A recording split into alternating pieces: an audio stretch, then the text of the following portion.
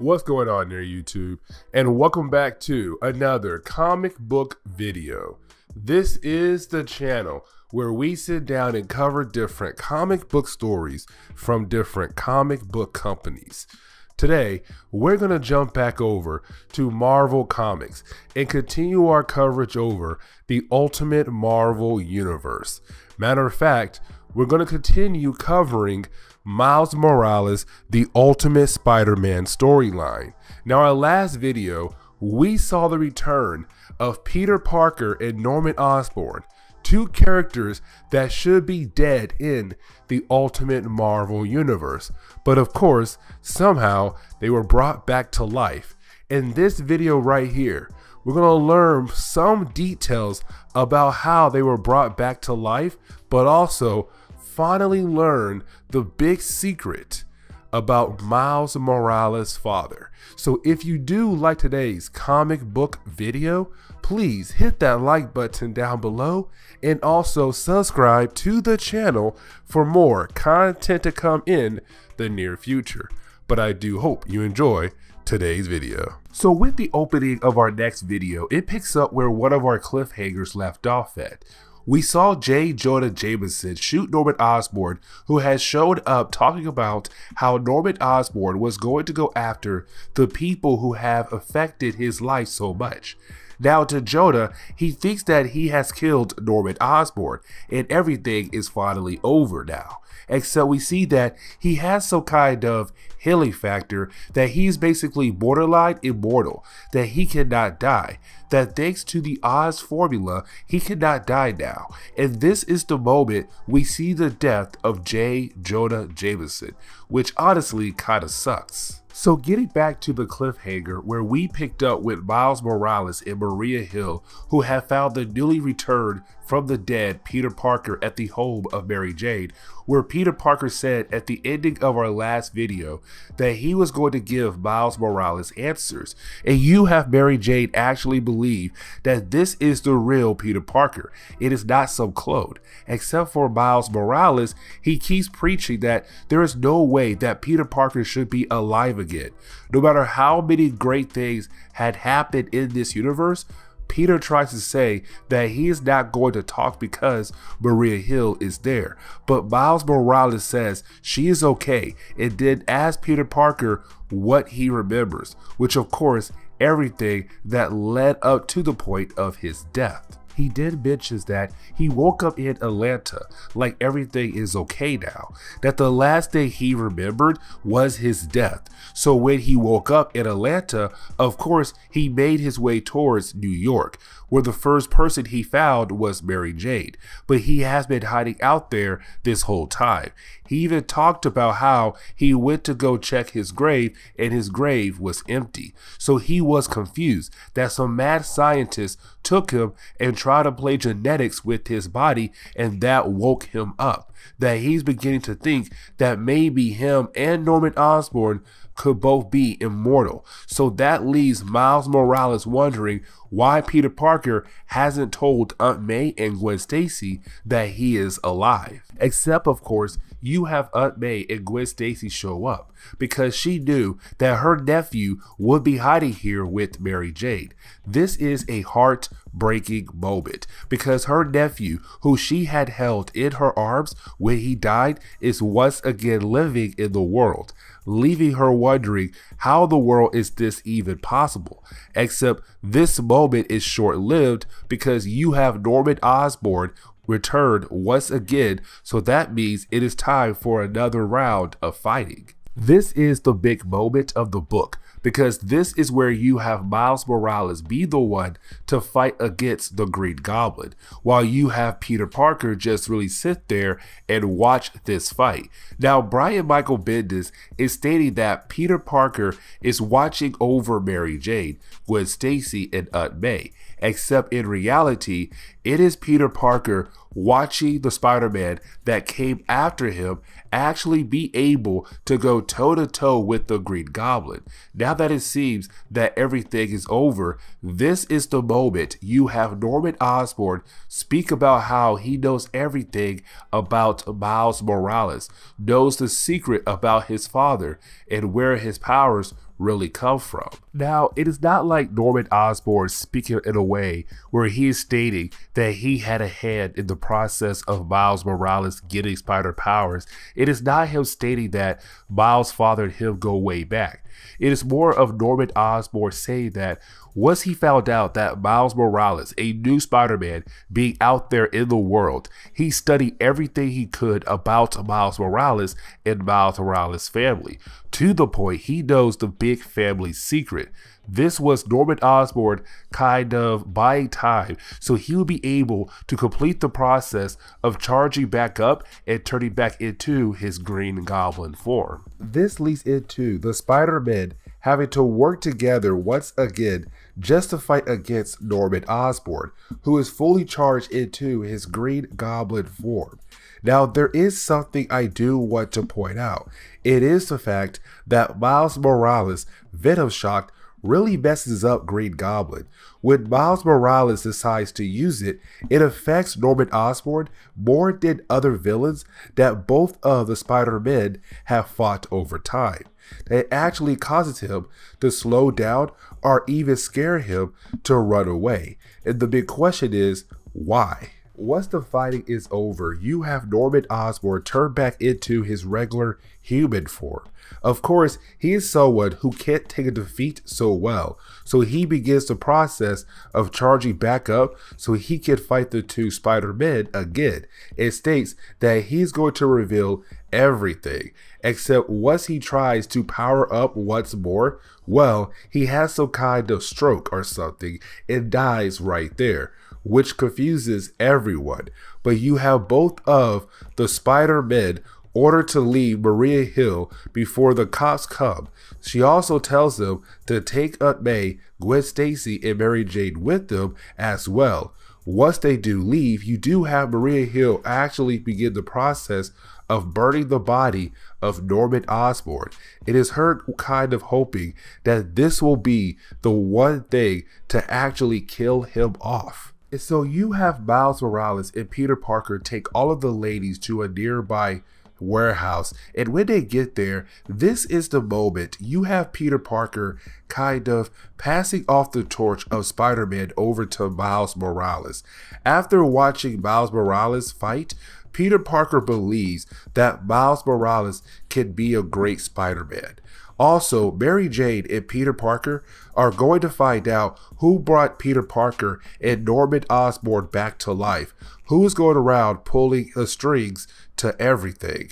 Either way, you have Miles Morales leave the warehouse. This is also the moment we learn what is going on with Kate Bishop Paris. Remember that Kate Bishop's sister told her not to tell their parents that Miles Morales is Spider-Man. Well, the reason why is because her parents are Hydra agents, which is the big plot twist of this book. We did see Peter Parker and Mary Jane get in their car. Well, Mary Jane's mom's car, to be more exact. Again, this is them leaving to find out who is pulling all of the strings in this mess. Getting back to Miles Morales, we find out that basically Miles' father has returned back home. And well, Miles' father is ready to explain the origin of the family. Well, him and his brother, Jefferson. So we pick up in Newmark, but we pick up 25 years ago in the past, where we pick up with a young Jefferson, the father of Miles Morales, except Jefferson is with his brother who was named Aaron. Of course, Aaron was the uncle of Miles Morales, also known as the Prowler in this universe, who died early on in Miles Morales' Spider-Man life. Now remember, Jefferson told Miles a while back that he and Aaron used to do some dirty stuff. Well, with this opening of this book, we see the meeting with Turk Barrett, somebody who is a gang leader in this universe, or was at this time in this universe. Either way, Aaron came here to get something he was owed by Turk, but Turk tells Aaron and Jefferson that they can get what they want, but they need to go on a drive first. Except when they get to the place, it leads into Jefferson arriving at a place. But Aaron is gone, and so is Turk. It is just Jefferson and all of Turk's men, which you should know what's about to happen next. which of course leads into Turk's men just ending up jumping Jefferson. Now you may think this will lead into Jefferson getting his butt kicked by these guys. Well, actually no. Jefferson is able to beat all of these guys down and gives him the chance to run away. Sadly though, he doesn't get too far because the police arrive. Jefferson is arrested. Luckily for Jefferson, he was able to show that he could beat up all of Turk's men. So time has passed by, and we pick up with Jefferson getting out of jail. Someone paid for his bail. That person, of course, is Nick Fury. He was the one who paid the bail, but there's a reason why Nick Fury wants to hire Jefferson to be a SHIELD agent and work undercover in Turk's business. The reason why is because since Jefferson was able to beat all of Turk's men, Turk is going to hire Jefferson to work for him, be his #1 bodyguard. If Jefferson says no, Turk will kill him. So Jefferson has to say yes. So why not be a SHIELD agent working undercover? So basically Jefferson has no choice when it comes to this. So of course some more time does pass by, and Jefferson is picked up by Turk's men, who takes Jefferson to meet Turk. Except when he gets there, well, Aaron is there too, his old brother who left him behind when Turk's men were beating Jefferson up. And you have Turk hire Jefferson to be his #1 bodyguard, just like Nick Fury knew what would happen. Now Aaron and Jefferson are not going to work together because Turk has Aaron working on something different. Jefferson knows he has no choice but to agree to work for Turk. You have Nick Fury meet up with Jefferson to talk about why it is so important for Jefferson to work for Turk. The reason why is because while Turk and his army of gangsters lead into them doing some messed up things across the city, it is going to give Turk and Jefferson the chance to meet one important person we have not seen in a very long time. And remember, this is all taking place in the past. The person Nick Fury is talking about is the Kingpin. That the Kingpin could be in the making of buying Turk's operations and making Turk leave. Meaning could end up with Jefferson working for Wilson Fisk and hopefully learn what Wilson Fisk is planning, because Nick Fury says that back then Wilson Fisk was doing something that was breaking a lot of international laws. So he continues to talk more about his time working for the Kingpin, that we are now focusing on a time where Jefferson is now working for the Kingpin. Again, this is only Jefferson who is working for the Kingpin. This is not Jefferson and Aaron who is working for the Kingpin, just Jefferson. But also, this is the moment we learn that Jefferson was part of the Enforcers. We have seen the Enforcers before in our readings for the Ultimate Marvel Universe. You have Ox, Fancy Dan, and Montana. There were a bunch of guys who didn't have any specific powers, but they were sent out by the Kingpin to take on specific tasks that the Kingpin needed to be done. And you have Jefferson go meet up with young Nick Fury, who again is making Jefferson be undercover under Kingpin's operations. Except Jefferson wants out. He is tired of dealing with the Kingpin and all of the crimes he has to commit while being undercover. Sadly, Nick Fury tells Jefferson that he cannot quit because there is something big that is going to happen under Kingpin's control. Sadly, Nick Fury and SHIELD have no idea about what the Kingpin is planning. So the question is still popping up, what is the Kingpin about to do? Well, we find out when Kingpin is meeting up with Toad. Yes, Toad, who used to work for Magneto, also was an X-Men too, but he is a mutant who has Toad-like abilities, and he is meeting up with Kingpin to make a deal, which we come to find out that Toad is giving Kingpin MGH. Of course, MGH is known as mutant growth hormones, which is a drug that gives regular people mutant-like powers while also giving mutants a little boost in their powers as well. This deal is about to be complete, except that is when you have Toad reveal how to make these pills. You have to use mutant DNA, and that is when he reveals a mutant that can be used to make the pills. For Jefferson, this is going too far.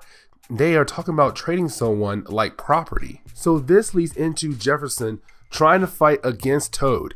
And honestly, it is not a fair fight since Jefferson never had to fight a mutant. Someone who, of course, has powers that gives them the edge. Now you have Kingpin jump in and help Jefferson deal with Toad, but that is not the big moment of the book. The big moment of this book is when you have Nick Fury step in and stop everyone and reveal that this is what Nick Fury was watching the Kingpin over. This is what has S.H.I.E.L.D. and Nick Fury wondering what was going on with the Kingpin. And so you have Nick Fury and S.H.I.E.L.D. arrest Kingpin and Jefferson leaves S.H.I.E.L.D. So to close on this book, we see Jefferson explain that after all of that, Jefferson gave up working for S.H.I.E.L.D. That is when, of course, he met Miles' mother, and also later on, Miles was born. This leads into Jefferson talking about how he wasn't really upset that Miles Morales was Spider-Man. He was still dealing with the fact the death of Miles' mother and also Aaron's, Jefferson's brother's death as well. So with Miles coming out only a year after the death of those two people, well, of course, it is Jefferson's mind just hitting the breaking point. But he didn't realize how much of a jerk he was leaving his son behind to live by himself when his son needed him the most. And this is where we are going to end today's comic book video. So please leave me a like down below and also subscribe to the channel for more content to come in the near future. Also, any suggestions on books I should read? Well, please let me know in the comments below, because you never know, your suggestion could be a future video down the road. But I do hope you enjoy today's video.